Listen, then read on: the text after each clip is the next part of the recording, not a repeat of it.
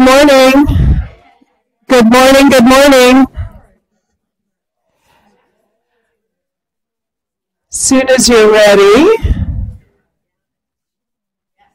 I now reconvene the general session. Will the recording secretary please call the roll? Kathleen Alvey, Kirsten Barnes, Catherine William Brown, C. Michael Cooney, Marisol Del Torre Escobedo, Anna Marie Francois, Jose Gonzalez, Makita Gwynno Shire, Johanna Harwick, Alicia Hine, Terry Jackson, Bonnie Clah, Kevin Quinn, Jane Marks, Monica Martinez, Castle Redman, Ade Rodriguez, Tina Sloan, and Ju Wall.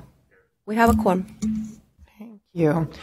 I now recess the general session and move to the Professional Practices Committee. Commissioner Cooney, will you please convene the committee?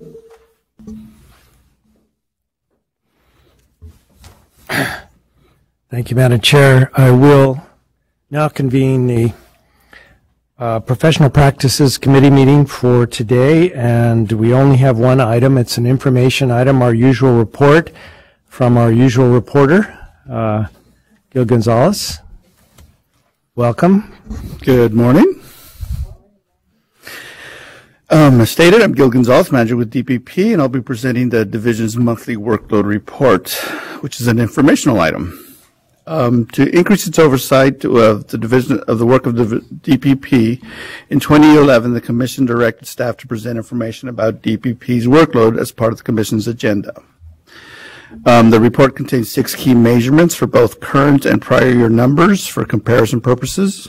I will be highlighting the stats for the April 2019 workload report. The total cases are the number of open cases within DPP, including cases in intake, before the Committee of Credentials, and pending before the Commission and administrative hearing. At the end of April, the total caseload was 2,666, which is within the new normal range of 2,600 to 2,800 cases, and above the prior normal range of 2,400 to 2,600 cases. Cases open are the new cases received during the month from all sources, including criminal arrest notices, district reports, affidavits, that sort of thing. In April, staff opened 419 cases, which is within the normal range of 400 to 500 cases. The number of cases reviewed by the Committee of Credentials during its 3-day meeting can be seen in the next 2 graphs. They're titled Initial Review and Formal Review Cases. The 2-step process is required by statute. In order to combat the growth of the overall caseload, the number of cases reviewed by the committee was increased from 90 to 100 and more recently to 105. In April, the committee reviewed 106 initial review cases. Cases closed is the number of matters closed during the month. In April, staff closed 490 cases, which is within the normal range of 400 to 500 cases. AG cases refers to the cases in which an educator requests an administrative hearing to challenge the recommendation made by the committee. An administrative hearing is an evidentiary process proceeding where an administrative law judge hears and rules on the evidence. The commission is represented by the Office of Attorney General, and the number of cases is currently at 133 as of April. I'd be happy to answer any questions. We have no public comment cards. Are there any questions of Mr. Gonzalez or the workload? For new commissioners, this is, it seems like a very routine report, as he said a number of times, within normal range, which is reassuring because it hasn't always been the case. And we have certainly learned from the error in the past of letting the caseload get too heavy so that the cases get stale and then they're very difficult to prosecute, not to mention the potential for public safety problems if if the discipline process lags. So it's mostly unseen. The commissioners take care of its part of the process in closed session for the most part, and yet I think it's a vital part of the Commission's role to manage the discipline of credential holders throughout the state. And so we take it very seriously. And to that end, for new commissioners or experienced commissioners who haven't had a chance, it is very worthwhile to spend a day or part of a day in a meeting of the Committee of Credentials. These volunteers that take so much of the workload before the Commission ever sees these cases labors away, not as we do 6 times a year, but every single month, including December, including the months in the summer, and they're here for 3 to 4 days working on those cases. So two purposes in going to the meeting. Number one, we learn about the process and how they can possibly process so many cases in the time they have. And secondly, I think it's a pat on the back to them for the efforts to actually have commissioners appear and take additional time. So I just urge that, given that we had a few minutes this morning. No questions of Mr. Gonzalez, no public comment cards, so I will adjourn the Professional Practices Committee meeting for this morning. Thank you very much. Thank you, Commissioner Cooney. That was helpful for everyone to have that background. Next is the Certification Committee. Commissioner Klatt, will you please convene the committee in Commissioner De La Torre Escobedo's absence?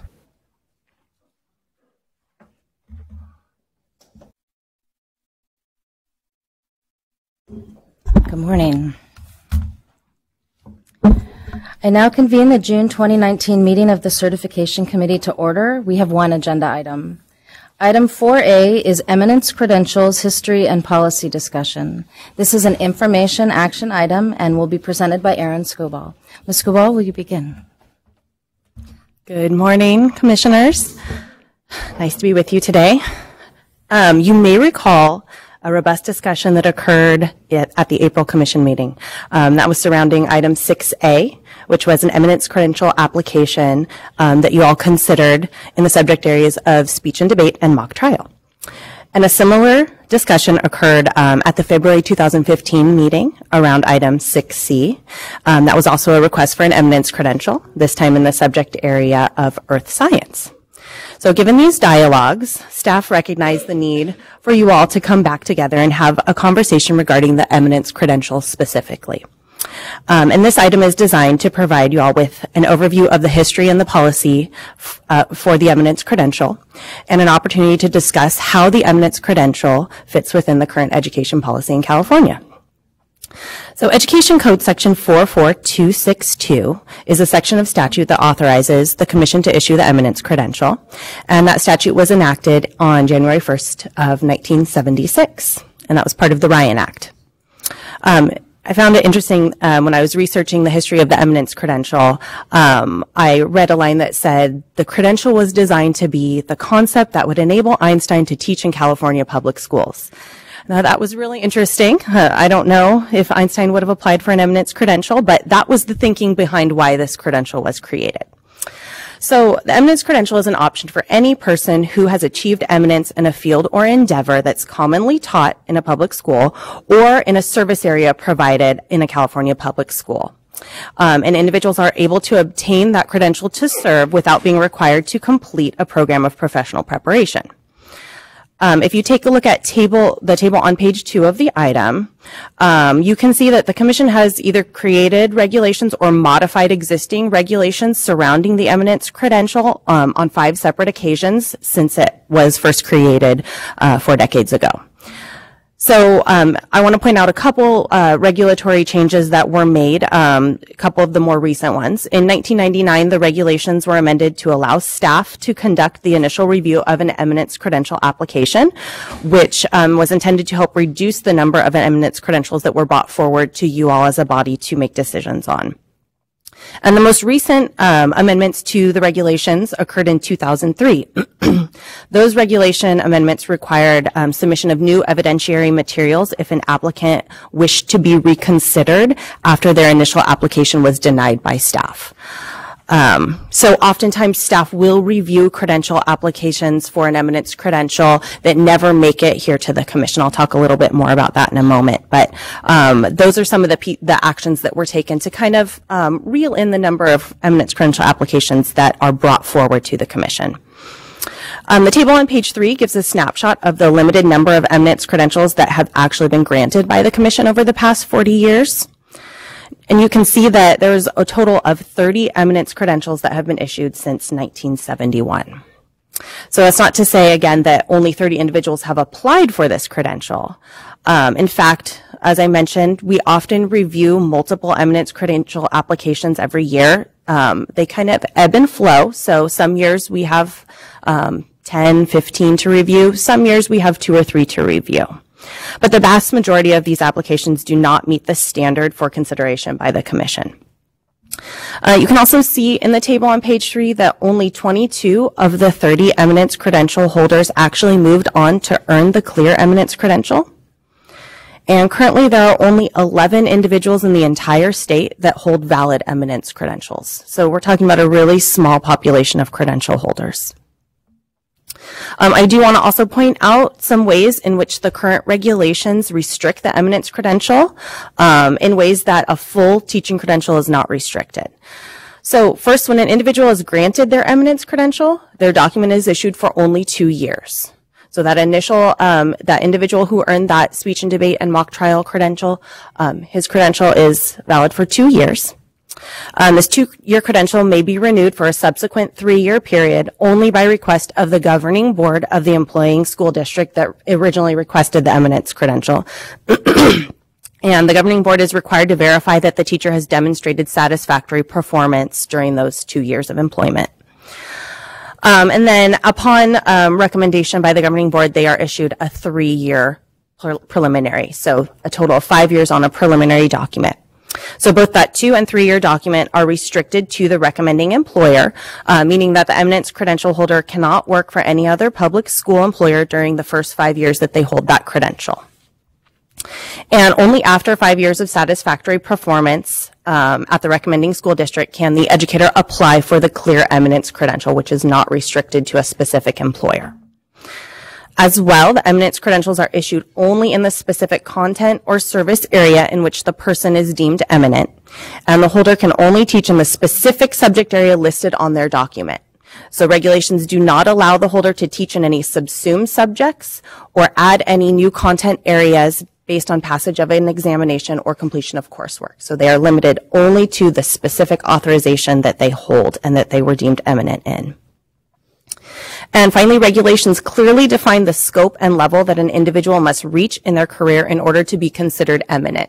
So there's quite a few different criteria areas that they need to verify with staff before we even bring their application forward. So while the regulations do limit the scope of the eminence credential in many ways, the requirements do not align with the professional preparation standards set by the Commission for individuals who earn their credential through traditional means. If you turn to page 5 of the item, you'll see a table that compares the requirements of a single subject teaching credential to an eminence credential. Requirements such as the teaching performance assessment, professional preparation coursework, and the induction program are permanently waived for an eminence credential holder. And on the following page, you'll find a table that summarizes the additional teacher preparation content that has been added to statute since the eminence credential was first created in 1976. So clearly there have been significant changes to teacher preparation requirements related to pedagogy, teaching, and learning over the past 40 years. An eminence credential holder is not required to be prepared in critical areas of teaching and learning such as multi-tiered systems of support, strategies for teaching English learners, and knowledge of appropriate professional conduct for educators, to name a few. Given how much of the landscape of education has changed since the eminence credential was first created, the Commission may wish to consider whether or not the eminence credential requirement should be modified. Staff has identified a few potential options that the Commission may wish to discuss, but they are in no means limited to those options. You can, the world is your oyster and the ways in which you may or may not wish to modify the eminence credential. The Commission may want to consider pursuing statutory or regulatory amendments that might strengthen an eminence credential holder's preparation to teach. Some options identified by staff are to possibly require an eminence credential holder to complete the teaching performance assessment in the broad subject area authorized by the credential during the term of the initial 2-year preliminary credential, or possibly to require an eminence credential holder to complete an induction program in order to obtain the clear credential. In contrast, the Commission may wish to also consider legislation that would remove the eminence credential entirely as a certification option in statute, or the Commission may also wish to make no changes to the eminence credential and allow it to remain a certification option as it currently exists. So based on the direction of today's conversation, staff will move forward to begin any work necessary to bring back a future item on the eminence credential. And as the Commission discusses this credential, I am happy to answer any questions you might have. Thank you. Thank you. The history that you presented to us was really interesting, so thank you for your presentation. We will now open for public comment. We do have one public comment card. Jane Robb, will you please state your name and affiliation for the record?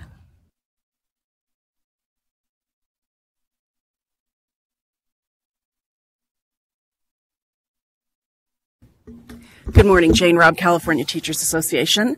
I kind of just want to say ditto. I thought that was a really excellent presentation of some of the problems with the eminence credential. And I really wanted to emphasize 2 points. I think this commission has moved over the last 5 years, probably longer and in fits and starts along the way, of really becoming an evidence-based system. And the evidence has to match what the expectations are. I think the eminence credential upends that idea because the evidence that's presented is not aligned, as was so clearly laid out, with the expectations for preparation.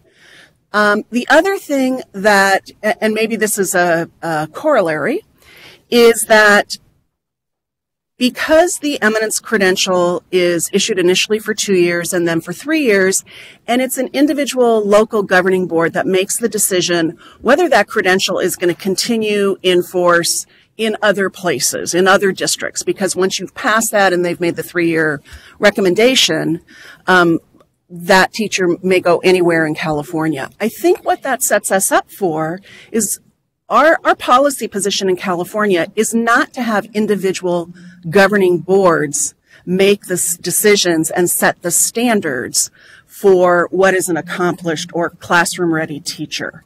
It is, we want to know that every teacher in every classroom across the state of California has met the same minimum standards. When you defer that decision to wonderful, this is not a ding against local governing boards, but what it is you diffuse the idea that we all meet the same standards by giving that to local boards. And so for that reason, I really urge you to, at a minimum, if there is any reason at all for an eminence credential, which seems less likely given all the options that exist right now for coming into the profession via various pathways, whether it's intern or coming on in a short-term staff permit and then having time to get a credential over time.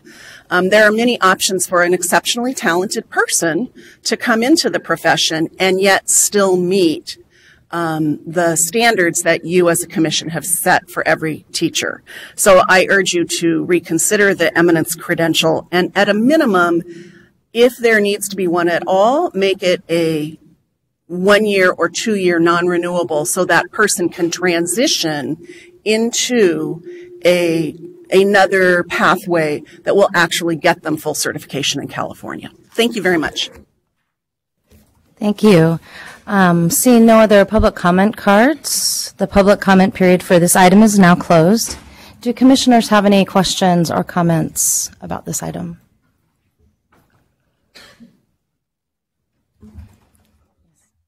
Commissioner Olivey.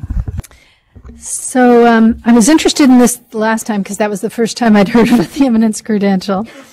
And I've given it some thought, and I listened to your comment from your conference. Regulate simply, right? I like that. I'm going to keep that in mind as I move forward. While I would not object to tweaking this or even removing it, as was suggested, I think that we cannot look into the future and decide what kind of myriad of people with circumstances and I don't know, might show up at our door that might have legitimate reasons to utilize this particular credential. I could imagine, for instance, a CTE situation where you've got a very eminent qualified person in a business sense who needs to be brought in, or in our district we have a local physicist who's been working with us who might, would it be so out of line to have that physicist, teaching a class or two? I don't know. When I think about just undoing it completely, I kind of worry about what we might be missing in terms of opportunities. On the other hand, I do think that, we want the best teachers possible, and so therefore we want to set up guidelines to be clear. So maybe adding some things in there like the TPA would not be out of line. But I would hate to see it go away completely. Yes, Commissioner Rodriguez. I also want to thank you for an incredible presentation. That was so articulate and added a lot of clarity to some of the questions that I had. So I've been here for both. Actually, Commissioner Klatt, I think you have as well, right? Both of the people who have petitioned for an eminence credential. And while philosophically I have an issue with all of the preparation that goes into teaching, right, and that we want to prepare teachers, I have an issue with somebody coming in and saying, oh yeah, teaching is easy. It wasn't my impression that the people who came here felt that way. And I was also incredibly impressed with their knowledge and their willingness and desire to work with young people. That said, it gives me a lot of comfort that staff vets the people before they actually get to us.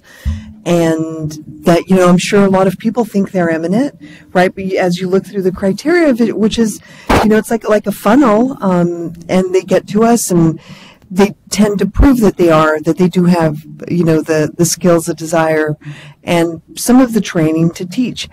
I also don't want to see it go away. However, I would like to make, I like the TPA option, and having teachers come in, and I also like shortening the period a little bit, perhaps. I agree with Jane Robb about, the boards, can be swayed by a lot of different information, and so maybe they don't know that the person is actually carrying out wonderful pedagogy in the classroom. So if there is a way that we can strengthen it and stay true to our mission of teacher preparation and the focus that we have in that, I'm all for it. Yes, Commissioner Shipp. Hi. So after last meeting, I went back to my cohort because I thought it was pretty cool too. I didn't know about this before. And we were talking about it to see, how do we feel since we're almost done with the program and we've been through all these courses? And we were thinking that if the individual can't take the courses, then maybe they should have to at least complete the student teaching hours prior to be given the eminence credential, just because you gain so much valuable experience from that. I think we all learned way more in our school setting than if we were just sitting in classes all day reading books, writing essays. So we thought that was a really good idea.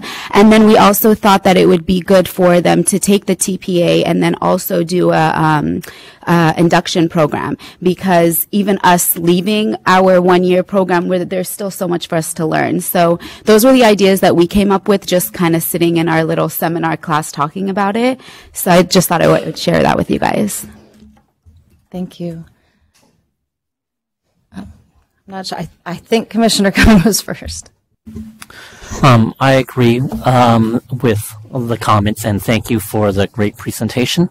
I agree that maybe we shouldn't get rid of it, and that because we don't want to lock ourselves out of possible strong teachers. But although they might be eminent in this topic, doesn't mean they know necessarily how to teach and reach all students. So I agree that there should at least be a TPA requirement, possibly even induction, but at least TPA. Commissioner Brown? At the risk of sounding repetitive, I thought your ideas were really great. Thank you and I'm really glad that you spoke up, because I think looking at it from the beginner's viewpoint is a really good idea. I think that we want to be inclusive here. I would not want to see the Eminence credential be deleted. I think that there are often extraordinary people, and I'd like to be inclusive of that as a possibility. But I think the ideas that you've brought up in terms of putting some structure around it, the TPAs, student teaching, make really good sense, because someone may be really remarkable in their field, whether it be physics or music, whatever, but then they get into the classroom and teaching it is different than being able to do it. The idea of an induction program sounds very appropriate to me. If I were to walk into a classroom with remarkable skills, I would really appreciate the support that an induction program would give. And if it didn't work after a year or two, I still would have had that opportunity to try to share whatever that extraordinary skill set is, with kids. So I would go on that line. Commissioner Barnes? Yeah, I'm agreeing with everything everybody's saying, only because you could be, like the two that we had, I mean, they were remarkable. They had their passion, but then, it's one thing to be exceptional in your area, but then you walk into that classroom and you've got your EL student, you've got your SPED student, you got your 504 student, you got your kid mental health student. I mean, you have all these things that I could come in and be the best at my knowledge, but I still have to be able to manage a classroom, and so I want to make sure that they have that support. So we also don't lose good people like that, but that they're not just going to come in and, I'm great at my area, and everyone's going to walk into the classroom and everybody's just going to be wonderful and special, and it's all going to be great, and that's not reality. So I just want to make sure they also have the support, and that the students get the best of them all the way around, that you're not just going to walk in and everyone's just going to follow you and do what you want, because you do have a wide range of students in your classroom.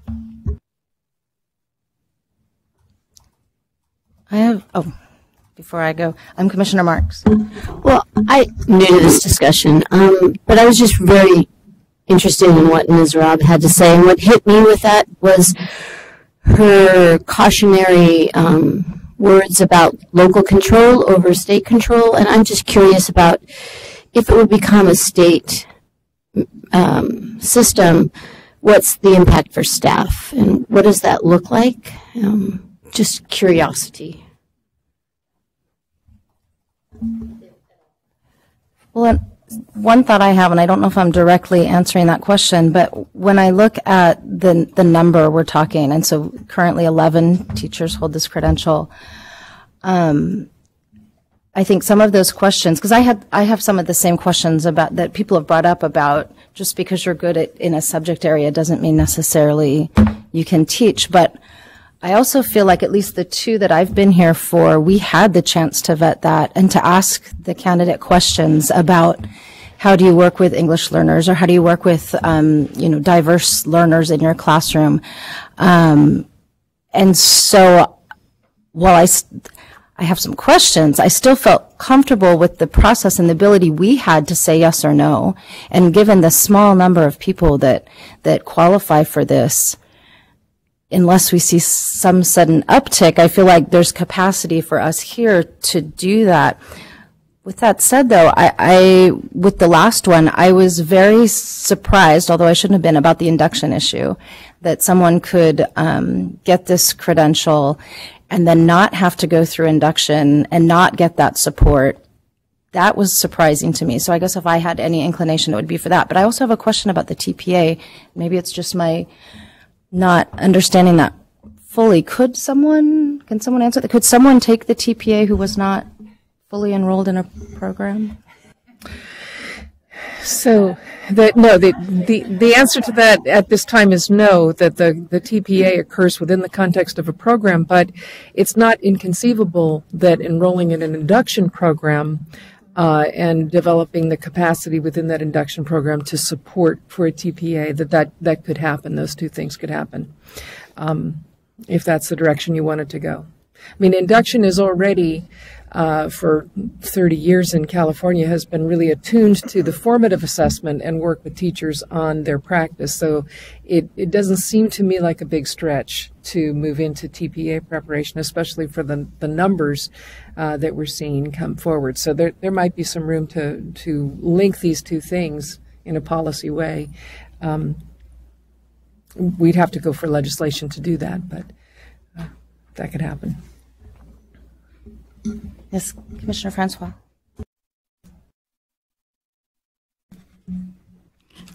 I appreciate everybody's thoughtfulness about this, and this is new to me. I am eminent. I need to get this credential. The only thing that I would add is I haven't heard any discussion about the possibility of pre-service hours, the way that we used to do. I don't know if we still do with intern programs, that having some foundational preparation before the credential or concurrently with the credential, the TPA and induction seems like those are essential markers for any credential, in my opinion. Well, I think our options for action were to remove the Eminence credential, to amend it, or to just keep it with no changes. I'm hearing people say that maybe amendment, so that would be option 2. This feels like the way we're leaning. Yes. I appreciate this conversation. It's a good one. And one of the things I think that was important about the item, was all of the ways that you included how the credential has changed over time, given when this first started. I think it's very important to note all of those ways and the kinds of professional preparation that we expect now from teachers is far more than we expected actually in the 70s. And it's not just about teaching students for whom English is a second language. It's not just about teaching students who have special needs. It's also about knowing how to organize your content for the way children and adolescents might think about it, for how you might teach it, for how you might facilitate the learning of it. It isn't just like a college. I shouldn't say this. It isn't just like a classroom where you are lecturing. Lecturing is very different from teaching, right? So I want to also emphasize that I think as we have all said, we want to understand whether the person who knows his or her content very well knows how to organize it also for others to learn it. The TPA could help us understand that, or some sort of pre-service hours might help us understand that, but I think we really do need some evidence for that. That's what teaching certainly requires. Teaching requires you know your content. Teaching requires you know students and how they learn and develop and understand and all of their special needs. And then it is the combination of those two, the pedagogical content knowledge piece, that I think we want to be sure anybody who's teaching in a classroom has. I also appreciate the comments that Jane Robb made about how our system is very evidence-based now. It's not okay for us anymore to say somebody is passionate, somebody is smart, somebody can go in and help kids. It's our students need much more than that. And we need evidence that they're prepared to do that. And that's what we require for everybody who goes into a classroom, or certainly who earns a credential. So I'm leaning towards looking a little bit more at understanding the ways in which we can be assured that somebody has some of the knowledge that we require them to have to work with children and work with adolescents and work in a public school setting. That may be through some sort of an exam like the TPA. It may also be through having some supervised clinical practice. That may be while they're in a classroom, like we do with an intern credential.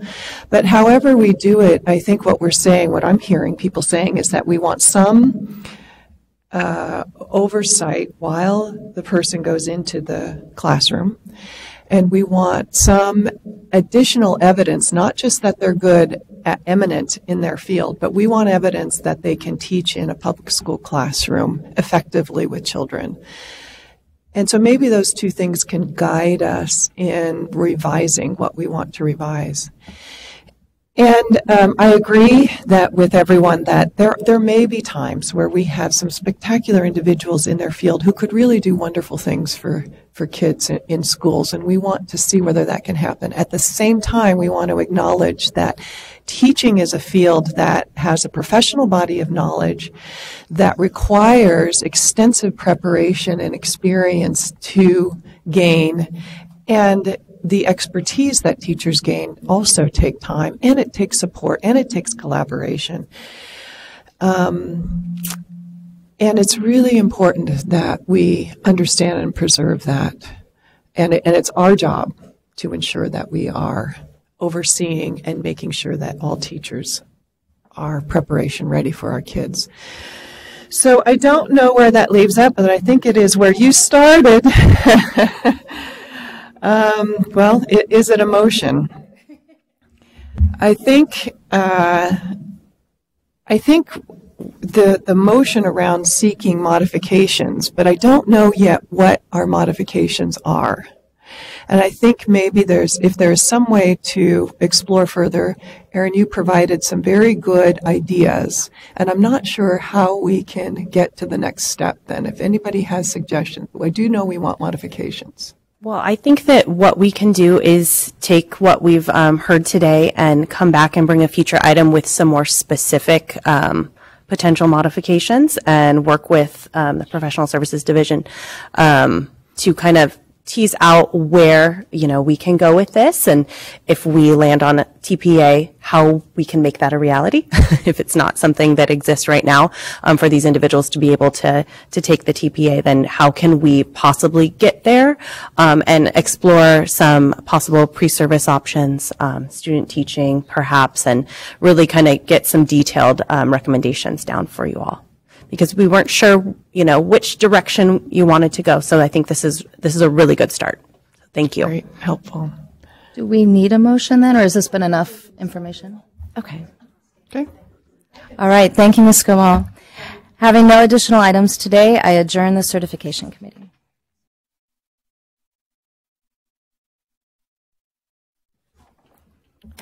Thank you, Commissioner Klatt. Next is the Legislative Committee, which I will convene in the absence of Commissioner Hine.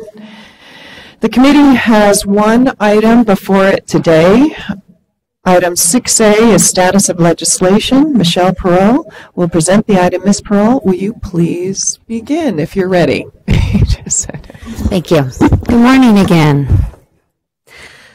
So I know I'm not the usual face that you see up here. Joshua Speaks has actually been provided a new opportunity with the California Gambling Commission, and so he is, as of this week, no longer with the commission. So I will go ahead and present the legislative item, and bear with me. I'm getting myself up to speed. So if I don't have a full answer for you, if there's a specific bill I don't cover, I'll get you that answer. So, as I mentioned, good morning. Just so that folks sort of have a sense of where we are within the legislative cycle. Since I spoke with you yesterday, I think actually as I was presenting yesterday, the budget was being passed by the legislature. So they did pass a budget deal, and we are still working our way through some of the details within that trailer bill language to see what has been provided. And so I'm going to give you an update about where some of our bills are. Some of them I will note to you.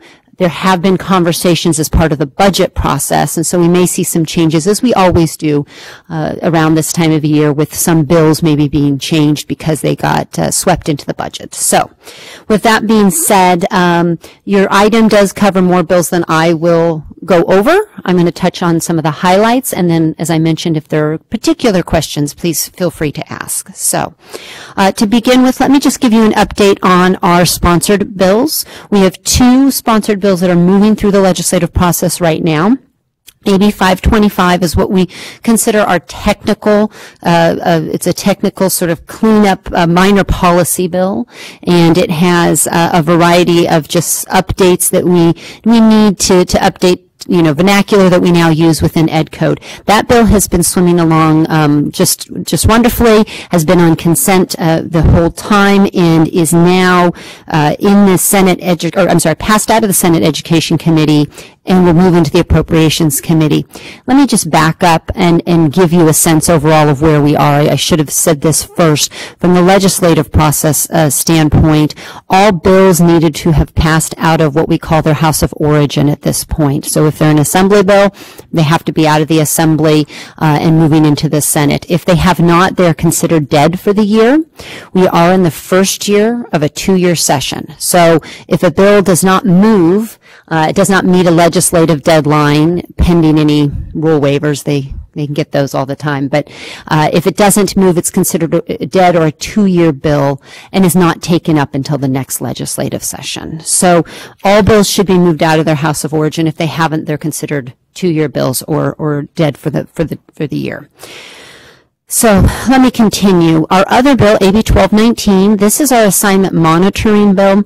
You'll recall this is the second year we have moved a piece of legislation around our assignment monitoring process.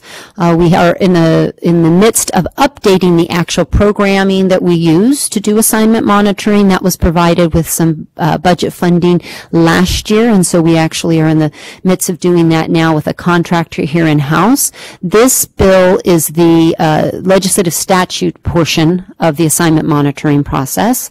It updates the process to take it from the paper-driven process it is now to an online process, but more significantly, it moves it from every 4-year cycle tied to state API, which we haven't used now for 8 years, to an every year process. So that bill actually got strong bipartisan support off the Assembly floor. So it is moving into, it's been assigned to the Senate Rules Committee on the Senate side, hasn't yet been assigned a hearing date. We anticipate that'll happen after summer recess at some point. So those are our sponsored bills. We have a couple other pieces of legislation that I'd like to just continue to update you on that we've talked about throughout the year. AB 182 was a bill that would have required the commission to create a computer science work group, and that bill was held in the Assembly Appropriations Committee, so it is considered a 2-year bill. And we anticipate there'll probably be some conversations about what to do with that bill during the fall time, and we may see them try to move that bill again next year. AB 988, this is the bill that deals with our special ed candidates who hold a credential from out of state and are coming into California, and it deals with providing some flexibility to allow them to clear their credential. That one has actually, it's already on the Senate side. It's gone through the Senate Education Committee and is now being moved into the Senate Appropriations Committee, but we don't have a date. However, that bill has been placed on consent, so it has been moving forward without any opposition, and we anticipate it'll do the same out of appropriations. AB 1214, this is a bill we've talked about before, dealing with a requirement that educators hold as current CPR certification prior to their credential or license being renewed. That bill has been amended, and that portion has been taken out. And so there actually is no longer that requirement for the commission related to CPR and credential renewals. And so we'll continue to track the bill, but it doesn't directly impact the commission work any longer. Moving into early childhood, this is obviously an issue area that has been highly talked about with this new governor. We've seen some funding proposals in the budget related to that. There is a bill, AB 123. We've been monitoring it because it specifically impacts the commission and the updating for the requirements for our early childhood permit holders. So that bill is also in the Senate and is moving to Senate Education, which is its first committee. We don't have a scheduled hearing yet for it. I will note that that bill is something that there may be some impact once we dig into some of the budget details. We do know that in the budget there was funding provided for preschool slots, also for some grant funding that was proposed in the May revision, somewhat tied to this to promote individuals in going into this field, as well as some funding for facilities. And I haven't had a chance to dig into what was the actual passage, but there is some money in there, we believe, still for both of those items. That may impact this bill, but as of right now, we haven't seen any amendments. So we may see some changes to this bill as we move into the process and into the Senate side. And then lastly, AB 221 is a bill we've talked about. This is related to third-party teacher placement programs like Teach for America. So this was a bill that was talked about quite a bit, and there was some interest in it on both sides of the advocacy sides, I should say. That bill actually has been sent to the inactive file by the author. Sometimes an author will decide something needs a little more work to it. They want to do some more outreach with different stakeholder groups, and so they choose to, particularly in the first year of a 2-year session, hold the bill, and that's what this author has done, is just place that on inactive. Doesn't mean it's dead. They may make some amendments to it next year, and we may see it again. But as of right now, that bill is sitting. So with that, I'm happy to answer any other questions you have about other bills or any of them that I've presented.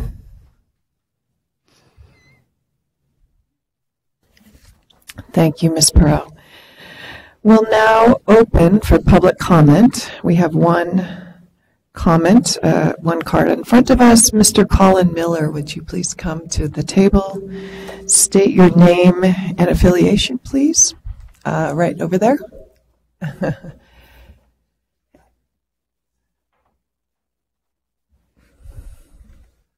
There's a button at the bottom. There you go.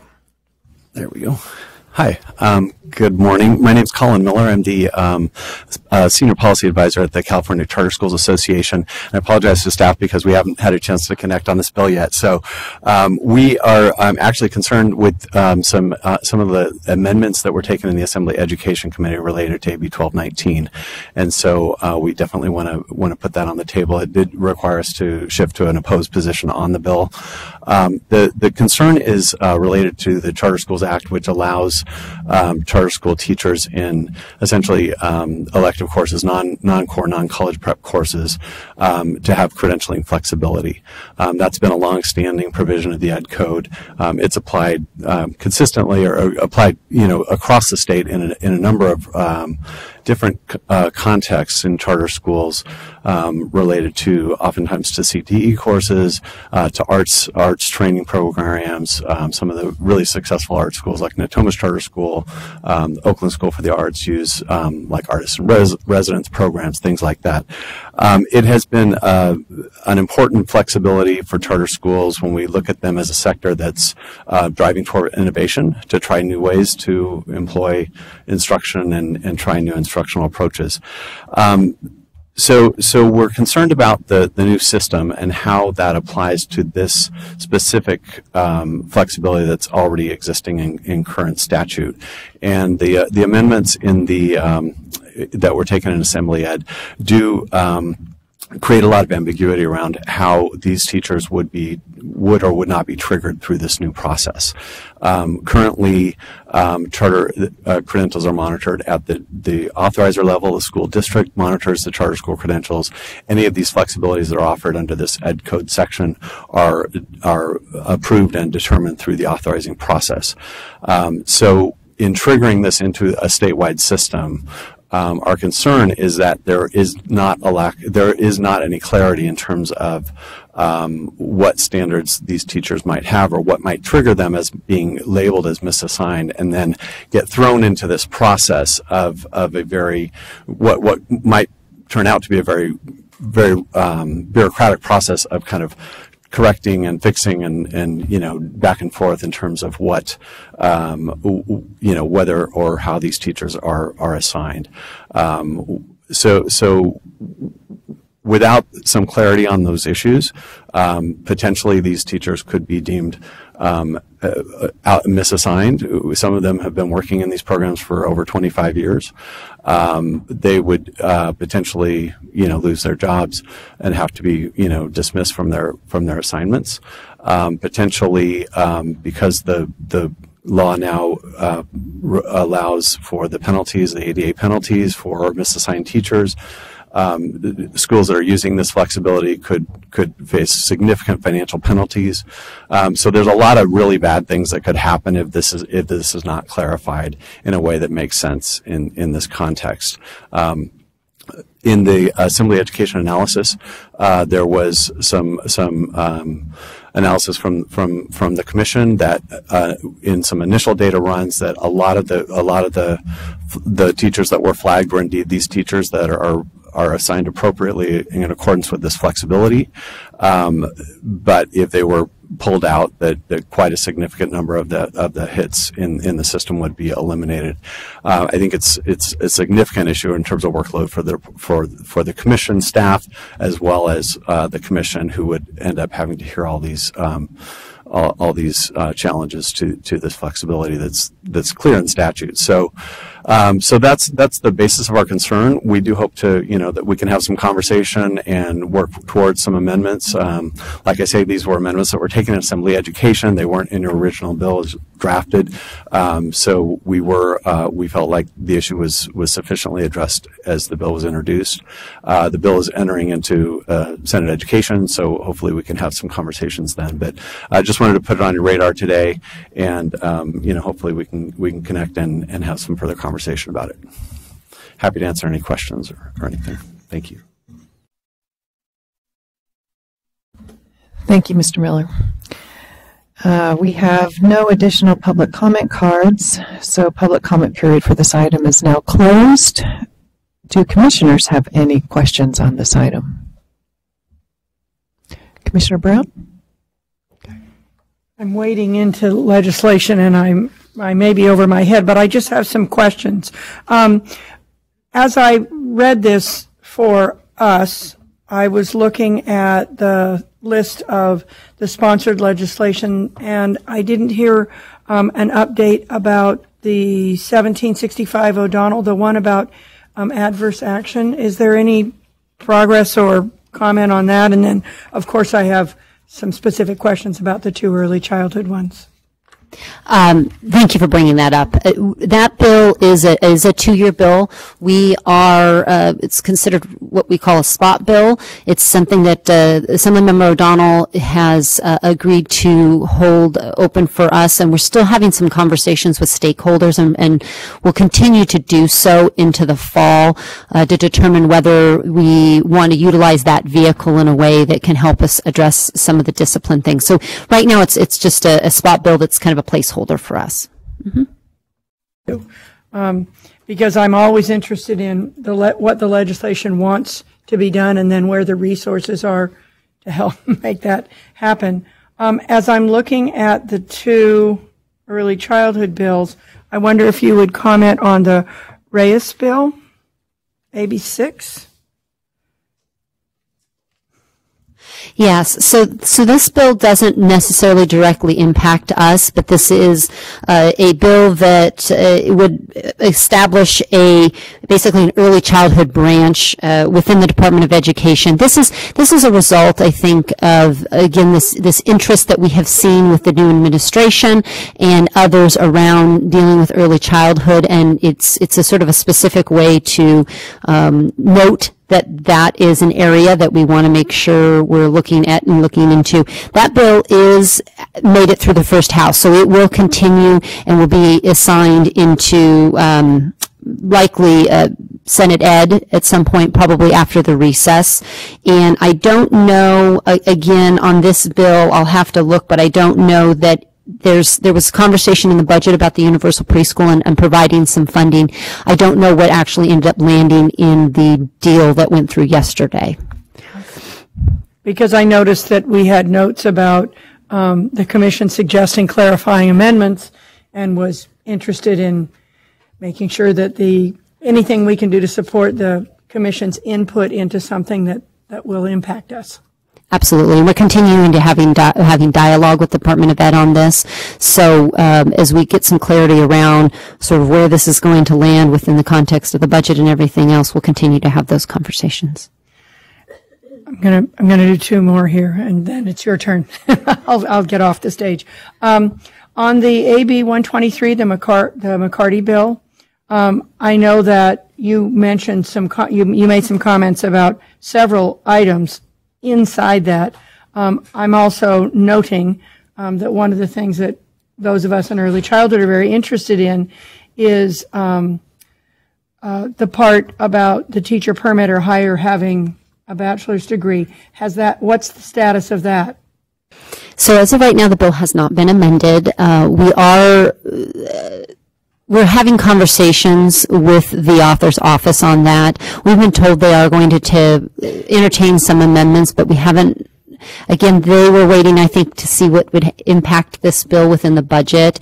Okay. But we do know they're going to want to have some conversations in and around this bill and the specifics related both to the bachelor's degree as well as the unit count. Mm-hmm. But as of right now, we haven't had that dialogue, and there's the amendments. They haven't made any amendments to what you currently see. Okay. Yeah, but we'll continue to keep folks posted as we move through into the summer on this bill specifically. Right. Thank you. And just my last one is, I often see something that it's awaiting assignment. And when I listen to you say, and if it doesn't get out of the original House or Senate, then it's automatic. Does it automatically become a 2-year, or you said it's either dead or a 2-year, and I just didn't quite understand that. So let me clarify. We consider them 2-year bills if it's the first year of a 2-year session, which is what we're in right now. They are officially dead if they don't move in the second year. What you'll see in some of these where it says awaiting assignment by Senate rules, that means it's actually made it out of its house of origin. Oh, okay. It just hasn't been assigned to the committee yet that will hear it next. This is very typical. It happens oftentimes as the budget's being finished and they're heading into summer recess. They'll start to take up some committee hearings because our summer recess is actually a little late this year. But oftentimes there's a little bit of this lull as we move from one house to the other. If for some reason you don't see that it says awaiting assignment, and it is still, if it's an assembly bill and it's still in the assembly, Senate bill still in the Senate at this point, it's considered a 2-year bill. Now, I give the caveat, of course, that it's a 2-year bill, and then they have rule waivers, what they call rule waivers. So depending on the nature of the bill, sometimes it can get a rule waiver and still move along, but the majority will be considered 2-year bills. Great. Thank you. Thank you. Commissioner Klatt. Thank you. I have two questions. One's very general and then one's specific. The general one is maybe about our process when we sponsor bills. And I don't know if you can, this might be, I'll just throw it out there. Because I understand the process that we have to be able to collaborate with legislators to get, if we need changes in statute, we have this collaborative process. So I understand that. And I also wonder, there was something that occurred at a prior meeting with Mr. Speaks, and I had asked a question about a bill, and he said that the authors made some changes to it that were fairly, from what I understood, last minute. And so I also wonder about if we are sponsoring a bill as a commission, how does the process work for this body to get to understand what it is we're sponsoring, especially when last minute changes are made? And I know we have many stakeholders who say the public should have a chance to review. And now I also know that the legislative process is a different thing, and oftentimes there are last minute changes that occur. So I guess could you speak a little bit to the process of how we as a body determine what we sponsor, and at what point, if an author makes changes to a bill, we get to or decide to respond, I guess, to those choices. So that's the first part of my question. So, and it's a great question. So typically, for those of you that have sat on the commission, but I know we have a lot of new faces, so let me sort of back up on how we do the legislative process, particularly as it relates to sponsored bills by the commission. So oftentimes staff, not oftentimes, every year staff in the fall, we sit down and we have some conversations about possible needed changes. Are there processes that need to be updated? And we put those thoughts together and really think about, are these significant enough that we need to sponsor a piece of legislation that we bring to the commission to consider? We typically have been bringing those to you either the last meeting of the year, which has typically been in the end of November, beginning of December, and sometimes it's in that first meeting of each year, which is that very beginning of February. To present ideas. And so it is an actual action item that the commission as a body takes as it relates to whether we want to sponsor something or not. At that point, however, we do obviously give you guys, regular updates when you're here and we are meeting. The legislative process and how it works, and you may be speaking to 1219, which has had some, as we know, some amendments. The legislative process is, for lack of better words, a dance, right? We introduce what we would like to see, and then we engage in stakeholder conversation. And particularly with the assignment monitoring process, we have really been trying to engage stakeholders early and often. As you know, this was something we brought up last year. The bill didn't make it very far and was reintroduced this year. However, the legislature as a body has a will for things, and specifically with 1219, in its first committee, which was the Assembly Education Committee, the chair of that committee was pretty firm about some amendments to the bill. So sometimes amendments are not something we're necessarily pushing, but is something that is being pushed towards us, and we try to work within that context to still finish with something that gets us to where we need to be to accomplish our original goal.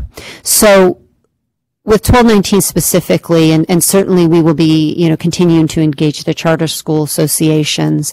We know that this is a sensitive issue, and we know this is a new process. So throughout the legislative process, we'll continue to work with them and other stakeholders. We also are very open with the legislative staff and legislative committees about the fluidity of bills and what their what the amendments are. Amendments can be taken and then taken again as we move in through the process. So I know specifically with 1219, we've been in some very long and hard conversations, both with the committee, both with administration, as well as all of the stakeholders, to talk through how can we make this work for all. So we will continue that dialogue specifically with that bill. In the broader context, however, it is something where when we have bills, and typically the commission has sponsored bills that, kind of like 525, they're pretty, there's this kind of cleanup and they kind of move through. But we do try to provide some updates. But your question is a good question about, is that enough for commissioners? And this is something that would be up to this body to have a conversation about if there is more information you would like as we move through the process, right? Obviously, we give you these updates the 6 times a year you're here, and we do try to provide updates in other written format. But if it's the will of the body to kind of have something additional to that, I think it's something that we can have a conversation about. And I appreciate that. And I do appreciate, I think the updates are always very thorough and staff is always very responsive and able to answer our questions. So I hope that my comment wasn't taken as but it's like, as you pointed out, we meet every 2 months and a lot happens within those 2 months. So if I can go to my second part of my question, which you predicted accurately was about 1219. I guess then for the record, I do have some concerns about that bill. I think the language that's currently, and I was comparing it to AB 3048, which was, I think, our prior attempt at that, which specifically did cite Education Code 47605. So it made specific the flexibility. I'm concerned with 1219 that it's the local assignment options seems very vague to me, and I'm concerned about the capacity of staff to interpret that, and that could be really just on a capacity level difficult. But I'm also concerned about just the bigger picture about, getting back to what Mary said yesterday about how we regulate and what is the problem we're trying to solve here. And obviously it's a political one, and it feels like there's this political question out here that we're taking this monitoring bill and trying to impact, and I'm not sure that's the right place for that for that legislation to occur. So I definitely have concerns about 1219 for the record. No, I think that these are all conversations that we have continued to have. And your question specifically about the local assignment options, this is something that we're very familiar with in the public space, and this is something new within the charter space. But as we were working through the bill, and as charters were placed into the bill as part of the context of the overall assignment monitoring, we wanted to ensure with the local assignment option that they had that there was parity with the public space, and so that there was an option for a local assignment option for charters to utilize to indicate that somebody has been properly vetted and assigned. A local assignment option, within the K-12 space is done at the board level.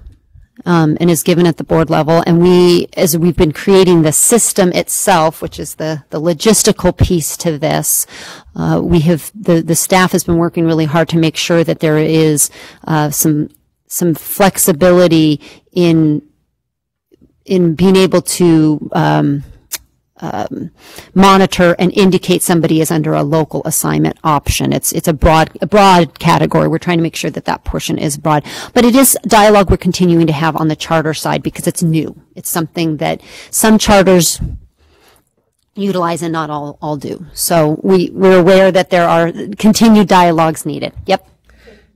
I'd just like to add, if you don't mind, Madam Chair, our goal with this bill was to update some old language that ties to the old accountability system around monitoring assignment and prioritizing districts that in deciles that no longer exist.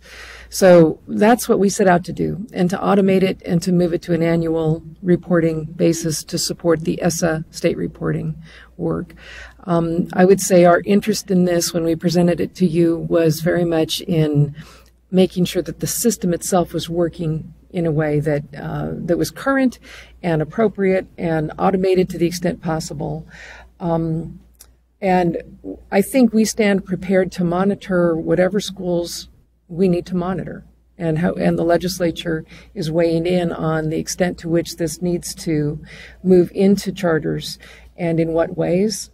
And I think that our position on that has been to say we need a system, and we'll monitor whatever ends up being required in the law to monitor.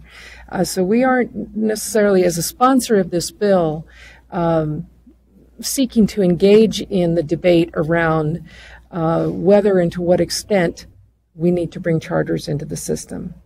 I think we stand ready to do so, and we mostly need this language and statute to be updated and made current and brought into an annual reporting system so that we can move into the 21st century with this and support the federal reporting and provide the public the access that it deserves to who's teaching where and the extent to which we're using credentials appropriately in the schools. So I don't know whether that helps at all, but we're not particularly, we don't have an edge that we're pushing with regard to charters. So just wanted to put that on. Thank you, that's helpful. If I'm understanding correctly then, so that this phrase local assignment options, would that allow a charter or the authorizer who's monitoring to check that box? I mean, I guess I'm worried that it's too vague and that it'll be hard to interpret and it'll cause problems, but perhaps it being so vague allows flexibility? Is that, so am I reading it incorrectly, I guess? So, no, you're not. And as I mentioned, you're not the first one to ask some of these questions, particularly in the charter space, right? If a charter has not used a local assignment option before, there's been some dialogue, and we're sort of in the midst of that right now. So we don't really have a firm answer, but I do know that we're trying to make sure that we provide enough information so that the authorizers understand what's allowable within the space and that there's flexibility, but again, we want to make sure there's flexibility. It's a balance, right? Flexibility, but also enough clarity for them to understand, okay, can I provide a local board option in this instance? Now, in the public, like I said, in the public space where we currently monitor, local assignment options by boards is something that is I won't say it's common, but they're used to seeing it. Boards know what they are. It's a vote and an action by a local board to take that. And the way the system itself, the way we're setting the system up is kind of what you just said, which is there's check boxes, right? And a local board or local assignment option will be one of those check boxes. If they need to provide more clarity to it, they have that option to do so. If there's some other, extenuating circumstances that we need to be aware of that the authorizer believes makes this a properly assigned position. So we're still working our way through some of this to try to figure out how to best provide these opportunities as well as provide some direction for folks who are going to be using the system. Mm-hmm. Commissioners, any other questions or comments? Commissioner Grenoshire? Thank you for stepping in so thoughtfully and gracefully. Well, you did an excellent job. Thank you for the conversation. Thank you for the comments that all of you made and your questions. And thank you, Ms. Pearl. You did an excellent job stepping up. And I wish you luck on finding a new colleague. This concludes the business before the Legislative Committee. The committee is adjourned. I'd like to reconvene the general session and move to agenda item 1H, report of closed session items, which I had here. Here they are. Thank you. Okay. Because there's an additional. Are you sure there's an additional name on? So what? This one is not. Can we pause for just a moment to make sure we have the right? Pause.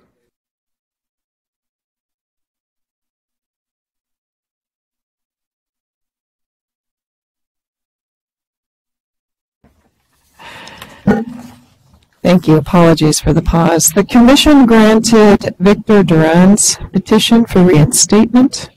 The Commission denied the petition for reinstatement in the matter of Marlisa Cavazos. Commissioner Bonnie Klatt recused herself. The Commission denied the following petitions for reinstatement: Juan Martin, William Vandermark. The Commission rejected the proposed decision in the matter of Margarito Madueno and called for the transcript. The Commission adopted the proposed decision in its entirety in the matter of Manuel Lopez and Tiffany Tung. The Commission adopted the proposed decision with a minor technical change in the matter of Suao Yong Wang. The Commission reviewed the transcript in the matter of Jennifer Andrews, Eric Johnson, Dioka Akori, and Michelle Sims. Decision and orders will be prepared for the Commission's adoption. The Commission ordered a 30-day delay for preparation of each decision and order. The Commission issued its own decision and order in the matter of Cesar Escobar. The Commission discussed consent calendar items number 4, Anita Baskin, number 35, Dorcas Noland, number 38, Manuel Paul, and accepted the recommendation of the Committee of Credentials.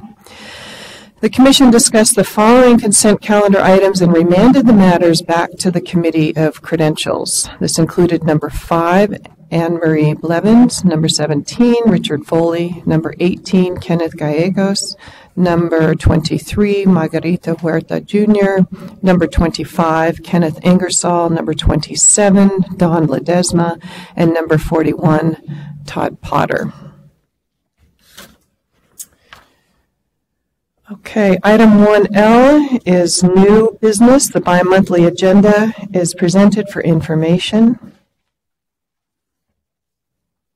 Are there any audience presentations? There are. I'd like to call Jane Robb, please. Please state your name and affiliation for the record. Good morning again, Jane Robb, California Teachers Association. I wanted particularly to use this forum to make this request. It could have been addressed yesterday in several items, but I want it to not be item specific and more general, which is I have been looking at the composition of the groups that have been convened over the last year by the Commission to do specific kinds of work. So an example yesterday was the Early Childhood Special Education Subject Matter Expert Committee that you all saw. They did excellent work. But out of those 10 members, 2 were teachers. The balance between higher ed and K-12 on our committees over the last year, particularly over the last year, has tipped a little bit. And I want to urge you to recognize the expertise that comes out of both of those sectors, right? I think even out of our student sector, we always value that voice. 2 out of the 10 of that subject matter, that expert panel, were teachers. On the literacy expert panel, 2 out of 12 were teachers. We advocated for more, and Ms. Clark was amenable to that, and we ended up with 4. And Terry, you're going to have to correct me. I want to say it was 4 out of 15 or 16 that ended up on the final panel. But what we're seeing is roughly less than a third of those people being teachers. There are also some other K-12 people that may be on a panel, maybe a principal or I